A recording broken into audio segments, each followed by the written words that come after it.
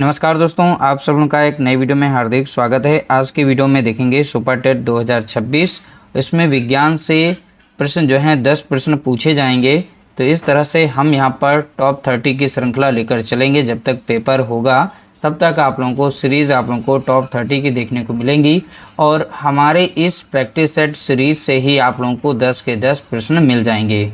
क्योंकि आप लोगों को बता दें, जैसा कि प्रश्न में पूछा गया था, पेपर भी आप लोगों को दिखा देंगे किस तरह से प्रश्न साइंस के पूछे गए थे। तो आप लोगों को यहाँ पर सेट के जरिए जो भी प्रश्न देखने को मिलेंगे मॉक टेस्ट के रूप में सॉल्व करिएगा। उन्हें देखिएगा कितने प्रश्न आपके सही हो पाते हैं। तो वीडियो अगर अच्छा लगे तो वीडियो को लाइक करना और शेयर करना। चलते हैं, वीडियो को स्टार्ट करते हैं और अपना स्कोर आप लोग जरूर शेयर करेंगे।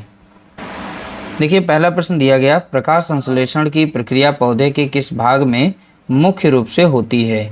तो आपको बताना है प्रकाश संश्लेषण यानी फोटोसिंथेसिस जो प्रोसेस पेड़ पौधों में होती है, तो पौधे के किस भाग में मुख्य रूप से होती है ये बताना है।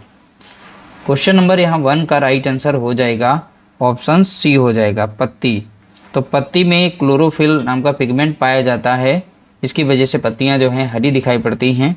ठीक है, जो भी प्रश्न लिए गए हैं सभी के सभी आपके सिलेबस के अकॉर्डिंग लिए गए हैं। सिलेबस आपको टेलीग्राम पर हमने शेयर कर दिया है, वहीं से आप देख सकते हैं जो भी टॉपिक है उन्हीं से संबंधित यहाँ पर प्रश्न लिए गए हैं। प्रकाश संश्लेषण के दौरान कौन सी गैस बाहर निकलती है। जब फोटोसिंथेसिस प्रोसेस होती है उस समय कौन सी गैस बाहर रिलीज होती है। क्वेश्चन नंबर 2 का यहाँ पे राइट आंसर हो जाएगा ऑप्शन डी हो जाएगा, ऑक्सीजन गैस यहाँ पर पेड़ पौधों के द्वारा रिलीज की जाती है। और ऑक्सीजन का यहाँ पर फॉर्मूला याद रखना है, O2 याद रखना है। अब प्रकाश संश्लेषण के दौरान पेड़ पौधे कौन सी गैस ग्रहण करते हैं, तो याद रखिएगा CO2 गैस ग्रहण करते हैं। कौन सी? CO2 गैस, जिसे हम कार्बन डाइऑक्साइड गैस के नाम से जानते हैं। अगला प्रश्न देखेंगे, प्रश्न संख्या यहाँ पर है 3। क्लोरोफिल के केंद्र में कौन सा धातु तत्व पाया जाता है। जो क्लोरोफिल नाम का पिगमेंट पाया जाता है पेड़ पौधों में, तो उसके क्लोरोफिल के केंद्र में कौन सा धातु पाया जाता है। इंपॉर्टेंट प्रश्न है, ध्यान रखिएगा। धातु यहाँ पर लिखा है तो यानी कि इंपॉर्टेंट हो गया, क्योंकि ये नॉर्मल क्वेश्चन नहीं है, थोड़ा डीप पूछा गया, लेकिन अच्छा प्रश्न है तो ध्यान रखिएगा। क्वेश्चन नंबर 3 का यहाँ पे राइट आंसर हो जाएगा ऑप्शन बी हो जाएगा, मैग्नीशियम धातु पाया जाता है। कौन सा? तो आप बताएंगे मैग्नीशियम धातु। अगला प्रश्न देखेंगे, प्रश्न संख्या यहाँ पर है 4। प्रकाश संश्लेषण की गति किस रंग के प्रकाश में सबसे अधिक होती है। इंपॉर्टेंट प्रश्न है। क्वेश्चन नंबर 4 का यहाँ पे राइट आंसर अगर देखें तो ऑप्शन बी हो जाएगा, लाल रंग में। ये प्रश्न एक बार पूछा जा चुका है तो यहाँ पर याद रखिएगा ऑप्शन बी राइट आंसर हो जाएगा। अगला प्रश्न देखेंगे, प्रकाश संश्लेषण की अप्रकाशिक अभिक्रिया, जिसे हम इंग्लिश में डार्क रिएक्शन के नाम से जानते हैं, क्लोरोप्लास्ट के किस भाग में होती है। इंपॉर्टेंट प्रश्न है। क्वेश्चन नंबर 5 का यहाँ पे राइट आंसर अगर हम देखें तो ऑप्शन ए हो जाएगा, स्ट्रोमा। ठीक है, तो क्लोरोप्लास्ट के स्ट्रोमा भाग में होती है। कौन सी प्रक्रिया? तो बताएंगे डार्क रिएक्शन, जिसे हिंदी में कहते हैं अप्रकाशिक अभिक्रिया। अगला प्रश्न देखेंगे, प्रश्न संख्या 6। प्रकाश संश्लेषण में क्लोरोफिल का मुख्य कार्य क्या होता है। तो आपको बताना है फोटोसिंथेसिस में जो क्लोरोफिल होता है, क्लोरोफिल का मुख्य कार्य बताना है। क्वेश्चन नंबर 6 का यहाँ पे राइट आंसर देखेंगे ऑप्शन बी हो जाएगा। देखिए, प्रकाश ऊर्जा को इकट्ठा करना। ठीक है, तो राइट आंसर क्या होगा? प्रकाश ऊर्जा को इकट्ठा करना। अगला प्रश्न देखेंगे, प्रश्न संख्या यहाँ पर है 7। ठीक है, तो 7 का राइट आंसर देखेंगे, पौधों में प्रकाश संश्लेषण के लिए कार्बन डाइऑक्साइड कहाँ से मिलती है। जो पौधे कार्बन डाइऑक्साइड गैस को ग्रहण करते हैं खाना बनाने के लिए, यानी कि फोटोसिंथेसिस प्रोसेस करने के लिए, तो वो कार्बन डाइऑक्साइड गैस कहाँ से प्राप्त करते हैं, ज़मीन से या एयर से। देखिए, यहाँ पर 4 ऑप्शन देखे, इसमें से राइट आंसर बताना है। तो क्वेश्चन नंबर 7 का यहाँ पे राइट आंसर हो जाएगा ऑप्शन बी, ये हवा से ग्रहण करते हैं। और कार्बन डाइऑक्साइड गैस जो होते हैं, जितने भी एनिमल्स होते हैं उनके द्वारा ये छोड़ी जाती है। और हम लोग भी कार्बन डाइऑक्साइड गैस ही छोड़ते हैं। जब ऑक्सीजन, देखिए, सांस लेते हैं तो ऑक्सीजन हमारे शरीर में जाती है। ठीक है, और बाद में जब सांस को हम छोड़ते हैं तो उसमें कार्बन डाइऑक्साइड की अधिक मात्रा होती है। अगला प्रश्न देखेंगे, देखिए, प्रकाश संश्लेषण में सूर्य की प्रकाश ऊर्जा किस ऊर्जा में बदल जाती है। तो देखिए प्रकाश संश्लेषण यानी फोटोसिंथेसिस में तो जो सूर्य की प्रकाश ऊर्जा है ये किस ऊर्जा में बदल जाती है यह बताना है। क्वेश्चन नंबर 8 का यहाँ पे राइट आंसर अगर हम देखें तो ऑप्शन ए हो जाएगा, ये रासायनिक ऊर्जा में बदल जाता है। किसमें? रासायनिक ऊर्जा। अगला प्रश्न देखेंगे, प्रश्न संख्या है 9। प्रकाश संश्लेषण के लिए कौन सा तापमान सबसे अच्छा माना जाता है? तो आपको बताना है प्रकाश संश्लेषण के लिए कौन सा तापमान सबसे अच्छा माना जाता है। तो 9 का यहाँ पे राइट आंसर देखेंगे तो ऑप्शन बी हो जाएगा, 25 डिग्री सेल्सियस से 35 डिग्री सेल्सियस सबसे उपयुक्त यहाँ पर टेम्परेचर यानी तापमान माना जाता है। अगला प्रश्न देखेंगे, पत्ती की सतह पर छोटे छिद्रों को क्या कहते हैं जिनसे गैसें अंदर बाहर आती हैं? तो पत्ती की सतह पर छोटे छिद्र होते हैं, ठीक है, तो उन्हें हम क्या कहते हैं? क्वेश्चन नंबर 10 का यहाँ पे राइट आंसर देखें तो ऑप्शन बी हो जाएगा, रंध्र कहते हैं। इंग्लिश में हम स्टोमेटा कहते हैं, स्टोमेटा, याद रखिएगा। अगला प्रश्न, प्रकाश संश्लेषण में बनने वाले ग्लूकोज का रासायनिक सूत्र क्या है? जब फोटोसिंथेसिस प्रोसेस होती है तो उसमें ग्लूकोज बनता है। क्या बनेगा? ग्लूकोज। उसका रासायनिक सूत्र पूछा गया। प्रश्न संख्या 11, तो इसका राइट आंसर हो जाएगा ऑप्शन ए, C6H12O6। ये फार्मूला है, याद रखिएगा, किसका है? ग्लूकोज का, जो फोटोसिंथेसिस के दौरान बनता है। अगला प्रश्न, पत्तियों में पीले और नारंगी रंग के लिए कौन सा वर्णक जिम्मेदार होता है? तो पत्तियों में पीले और नारंगी रंग के लिए कौन सा वर्णक यानी पिगमेंट जिम्मेदार होता है? तो 12 का यहाँ पे राइट आंसर देखें तो 12 का राइट आंसर हो जाएगा ऑप्शन बी हो जाएगा, ठीक है, कैरोटीनॉइड, ठीक है, कैरोटीनॉइड, याद रखिएगा, यहाँ पर ये पिगमेंट है, ठीक। तो ऑप्शन बी हमारा यहाँ पर राइट आंसर हो जाएगा। अगला प्रश्न देखेंगे, प्रश्न संख्या 13, निम्नलिखित में से कौन से जीव प्रकाश संश्लेषण की मदद से अपना भोजन खुद बनाते हैं? तो कौन से जीव होते हैं? तो 13 का यहाँ पे राइट आंसर देखेंगे तो ऑप्शन बी हो जाएगा, वो सोपोसी होते हैं। वो कौन से होते हैं? सोपोसी, जिन्हें हम इंग्लिश में कहते हैं ऑटोट्रॉफ। जितने भी ग्रीन प्लांट हैं, कुछ यहाँ पर अलगे देखने को मिल जाएंगे, साथ ही साथ इसमें कुछ बैक्टीरिया भी देखने को मिल जाएंगे कुछ, ठीक है। तो इस तरह से ये जो स्वयं खाना बना लेते हैं उन्हें सोपोसी कहते हैं और इंग्लिश में से ऑटोट्रॉफ कहेंगे। अगला प्रश्न, प्रकाश संश्लेषण के दौरान सूर्य के प्रकाश से पानी के अणुओं के टूटने की प्रक्रिया को क्या कहते हैं? इंपॉर्टेंट प्रश्न है। प्रश्न संख्या 14 का राइट आंसर आपको बताना है। देखिए इसका राइट आंसर हो जाएगा, इसे कहते हैं प्रकाश अपघटन यानी फोटोलिसिस के नाम से जाना जाता है। अब देखिए हिंदी में लिख के आएगा कुछ इस तरीके से, कई बार पूछा गया तो याद रखिएगा, फोटोलिसिस ऐसे लिख देते हैं, ठीक है। तो ये शब्द आप लोगों को यहाँ पर इंग्लिश का ही मिलेगा, तो हो सकता है इंग्लिश के चारों ऑप्शन दे दे एग्ज़ाम को टफ बनाने के लिए, या फिर इस तरीके से हिंदी में दे देगा, या फिर ये वाला शब्द दे देगा, प्रकाश अपघटन। अगला प्रश्न देखेंगे, प्रकाश संश्लेषण की पूरी प्रक्रिया पादप कोशिका के किस भाग में होती है? तो पादप के किस भाग में होती है आपको बताना है।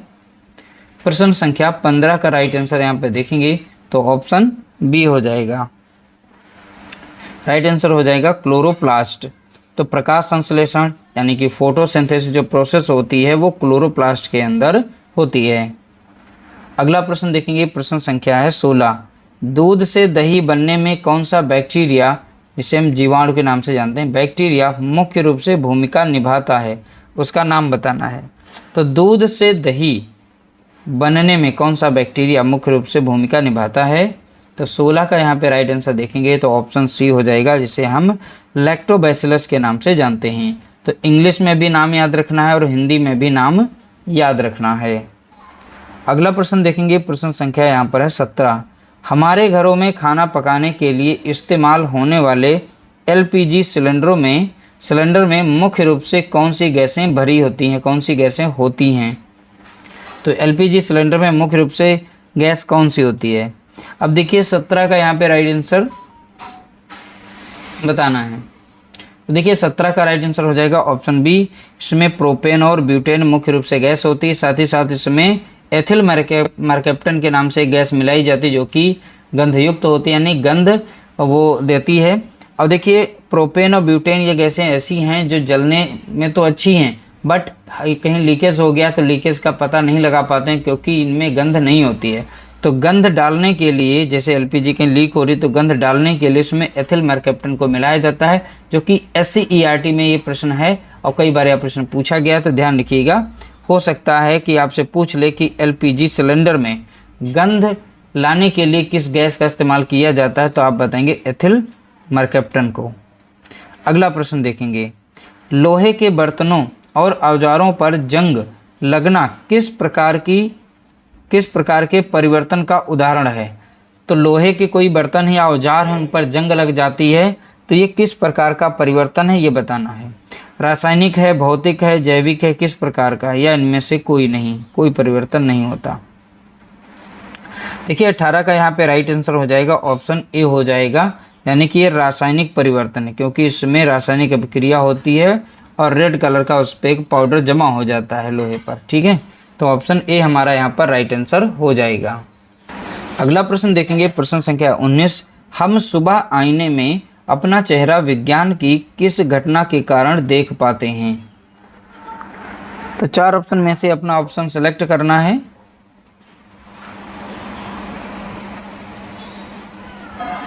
देखिए 19 का राइट आंसर हो जाएगा ऑप्शन बी, प्रकाश का परावर्तन यानी रिफ्लेक्शन के कारण हम अपना चेहरा देख पाते हैं। अगला प्रश्न देखेंगे, एक स्वस्थ मानव शरीर का सामान्य तापमान सेल्सियस पैमाने पर कितना होता है। ये कई बार प्रश्न पूछा जा चुका है शिक्षा विभाग के द्वारा, तो ध्यान रखिएगा, इंपॉर्टेंट प्रश्न है। प्रश्न संख्या 20, तो 20 का यहाँ पे राइट आंसर देखेंगे तो ऑप्शन बी हो जाएगा 37 डिग्री सेल्सियस। अगला प्रश्न देखेंगे, गर्मियों में मिट्टी के घड़े में रखा पानी किस प्रक्रिया के कारण ठंडा हो जाता है। ठीक है, तो 21 का यहाँ पे राइट आंसर आपको बताना होगा।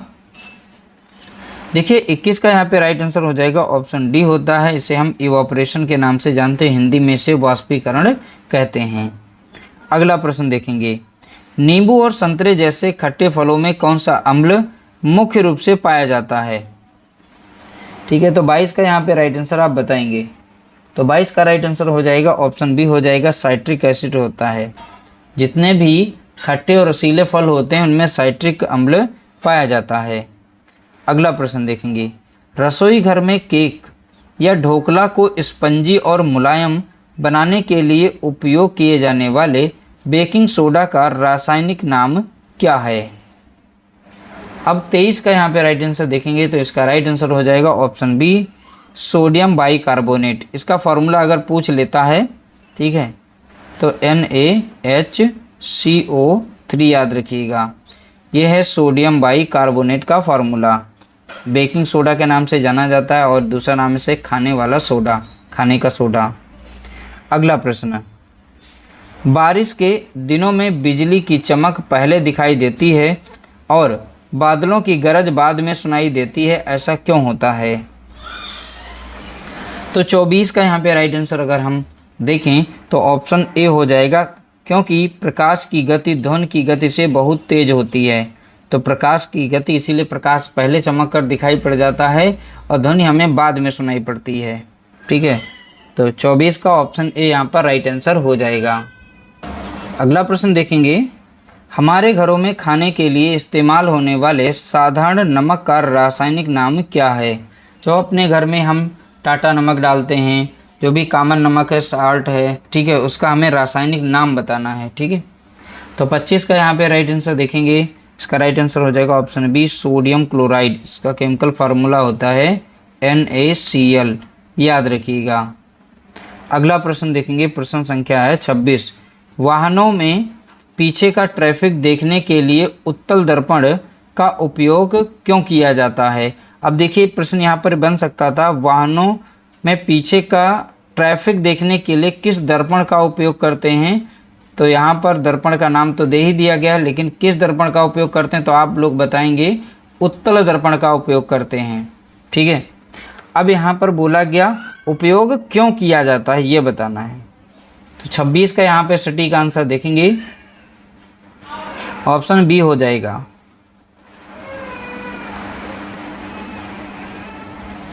यह सीधा प्रतिबिंब बनाता है और इसका दृष्टि क्षेत्र बड़ा होता है, यानी कम जगह में ज़्यादा से ज़्यादा यहाँ पर दृश्य आ जाता है।